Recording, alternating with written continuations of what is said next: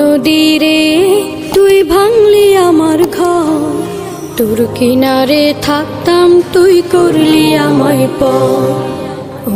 নদীরে তুই ভাঙলি আমার ঘর, তোর কিনারে থাকতাম তুই করলি আমায়। নদীরে তুই ভাঙলি আমার ঘর, তোর কিনারে থাকতাম তুই করলি আমায় পর। সকাল দুপুর সাঁঝে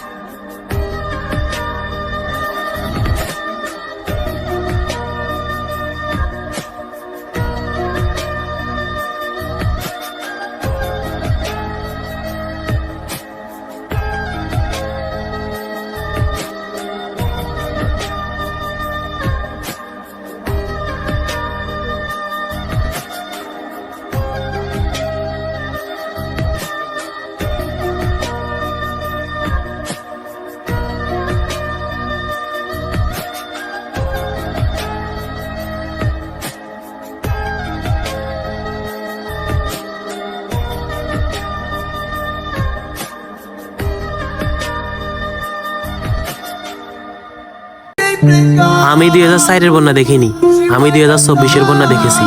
হাজারো মানুষের কষ্টের জ্বালা। তো আর কি বলবো ভাই, আমাদের লক্ষ্মীপুরের মানুষের জন্য সবাই দোয়া করবেন, ওরা যেন ভালো থাকে।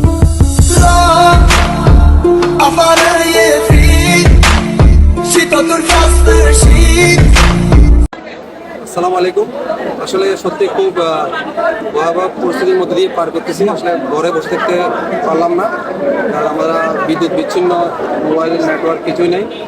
এই মুহূর্তে আসলে দুঃখের সঙ্গে বলতে হয় আমাদের অনেক বেশি স্পিড বোট বা অনেক নৌকার প্রয়োজন, কারণ আমাদের বিশেষ করে গ্রাম অঞ্চলে আমাদের ফাজিলপুর, শিবপুর, পরশুরাম, ফুলগাজী, ছাউনাইয়া সব জায়গার মানুষ খুব কষ্টে দিন পার করতেছে।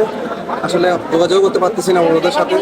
তো আপনারা বাংলাদেশের যে প্রান্তে বিভিন্ন বোট বা নৌকা আছে, প্লিজ ব্যবস্থা করুন। যেরকম পরিমাণে রেস্কিউ টিম প্রয়োজন সেই পরিমাণে এখনও আসেনি।